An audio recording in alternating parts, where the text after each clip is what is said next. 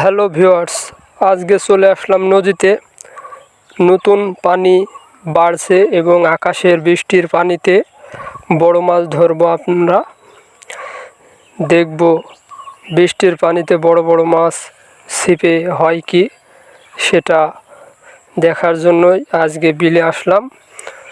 ছিপ নিয়ে বড় মাছ ধরবো, বড় রুই, বড় কাতল মাছ ধরার নেগে। দেখি বড় রুই হয় কি।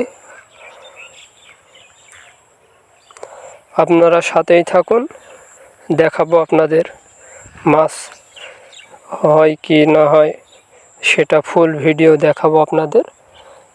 ছিপ ফেলা শুরু করলাম নদীতে, দেখি কি অবস্থা দেখা দেয়, ছিপে ঠোক দেয় কি না দেয় মাছে, সেটা আমরা দেখব। দেখুন, একটা মাছ খেয়েছে ছিপ, অবশেষে কী হবে বলা যাচ্ছে না। মাছটা সাইজ ভালোই আছে, ভালো সাইজ, অনেক সুন্দর সাইজ মাছটার। মনে হচ্ছে খেলিয়ে খেলিয়ে তুলতে হবে।